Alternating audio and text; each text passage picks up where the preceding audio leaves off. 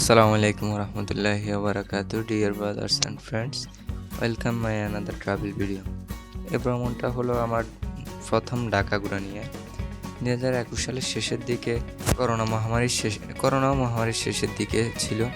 আর আমার আব্বু আর আমি নোয়াখালী থেকে 21-এ বাসে করে, তখন মাত্র লকডাউন শেষ হওয়াতে রাস্তার নিরাপত্তা ও মানুষের মাঝে আতঙ্ক ছিল। রাস্তার নিরাপত্তাতে কিছুক্ষণ পরপরই টহলদার পুলিশরা আমাদের বাসগুলো চেক করছিল, তাই আমরা সবাইও মাস্ক পরাই ছিলাম।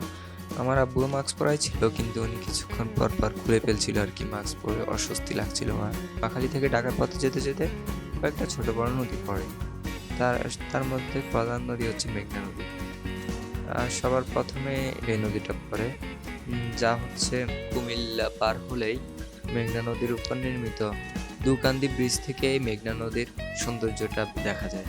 আমি প্রথমবার এই পথে যাওয়ায় আব্বুই আমাকে সবকিছু দেখাচ্ছিল এবং বলছিল কোথায় অবস্থিত, কি আছে কোন জায়গায়, ওগুলো আমাকে দেখাচ্ছিল আর কি। আমরা যা দেখলাম, মেঘনা নদীর আশপাশে অনেক বাণিজ্যিক কেন্দ্র গড়ে উঠেছে আর কি। তেলের অনেকগুলো ফ্যাক্টরি, কারখানা, যা একদম মেঘনা নদীর সাইড ঘেঁষে অবস্থিত হয়েছে। যা দেখে আমার খুবই একটু অকট লাগলো যে এটা কেমন, একদম নদীর পাড়েই ভ্রমণগুলা। এটা একটু যদি দূরে হতো, নদী থেকে কিছুটা দূরে হতো, তাহলে নদীর সৌন্দর্যটা আরও বৃদ্ধি পেত। নদীর সাইডে কিছু গাছপালা থাকতো বা নদীর পাড়টা থাকতো, মানুষ ওইখানে আসতো, এপার থেকে ওপারে যেত। কিন্তু এখানে একদম নদীর পাড়েই কলকারখানাগুলো গড়ে উঠেছে, যার কারণে কলকারখানার ময়লা আবর্জনা, দূষিত বায়ু সব কিছুই নদীতে এসে পড়ে, যাতে করে নদীর প্রাণ হারাচ্ছে নদীগুলা। তো প্রথম দুকান্দি ব্রিজ পার হয়ে আমরা সামনে এগোতে আর একটা ব্রিজ পরে মেঘনা ব্রিজ, যা এটিও মেঘনা নদীর উপরেই অবস্থিত। মেঘনা নদী মূল আমাদের বাস চালক ড্রাইভার মামাও আমাকে এই জিনিসগুলো দেখাচ্ছিল, কোন পাশে কোন রাস্তা দেখছিল, যে আমি ভিডিও করছিলাম।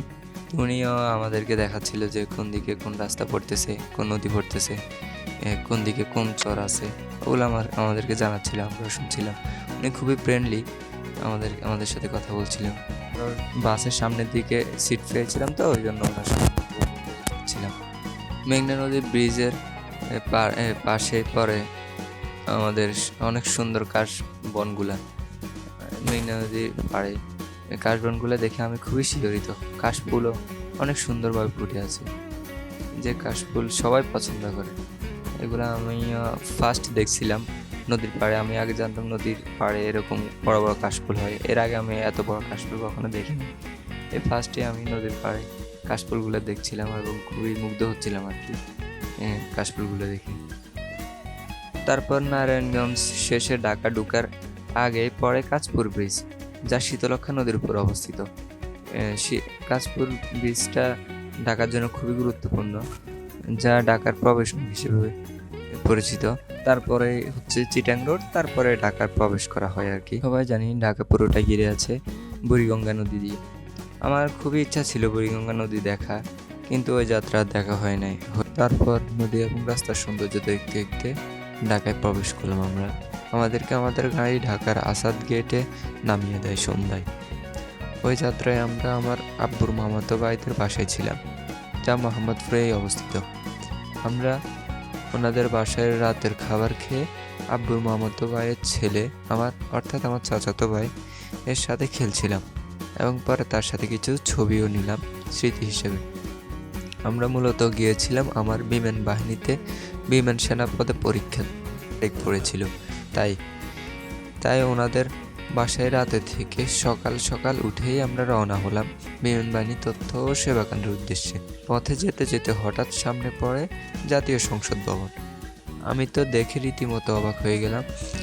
এই পথে যে এই ভবনটা পড়ে আমি আগে তো জানতামই না। তখন আব্বু বলছিল হ্যাঁ এই পথে ভবনটা পড়ে। তাই আমি আর আমার আব্বু কিছুক্ষণ ওইখানে দেখে সংসদ ভবনটা, তারপর ওইখান থেকে বাসে উঠে আমরা নামে বিমানবাহিনী তথ্য সেবা কেন্দ্রের আগে ওভারব্রিজের সামনে। ওই ওভারব্রিজে উঠে দেখি বানর অনেকগুলো হাঁটছে। নিচে নামতে নামতে দেখি আরও অনেকগুলা এদিক সেদিক ছুটাছুটি করছে। বানরগুলো এখানে খেলছে আর মানুষ অনেক বানরদেরকে দাওয়ার খাওয়াচ্ছে, তাদের সাথে মজা করছে। আমরাও তাই কিছুক্ষণ ওদের এই খুনসুটিগুলো দেখে কিছুক্ষণ ছবি টবি তুলে আবার আমি আর আব্বু বিমানবাহিনী তথ্য সেবা কেন্দ্রের দিকে যাই। তো আব্বু বাইরেই অপেক্ষা করছিল, আমি ভিতরে গিয়ে আমার পরীক্ষার কার্যক্রমগুলো শেষ করে তারপর আবার বের হয়ে আসলাম আর কি। তারপর আব্বুকে নিয়ে কিছুক্ষণ বিমানবাহিনীর আশেপাশে ক্যাম্পটা দেখে শুনে সামনের দিকে একটু এগোলেই পরে বীরশ্রেষ্ঠ মহিউদ্দিন জাহাঙ্গীর চত্বর যেতে ওই চত্বরে একটা আর্মি ট্যাঙ্ক আছে, যেটা ভাস্কর্য হিসেবে রাখা আছে এখানে। তা আমরা ওইখানে কিছুক্ষণ দেখে শুনে আবার ঘুরে ফিরে কিছু ছবি তুলে আব্বু আর আমি আবার বাড়ির উদ্দেশ্যে রওনা হলাম।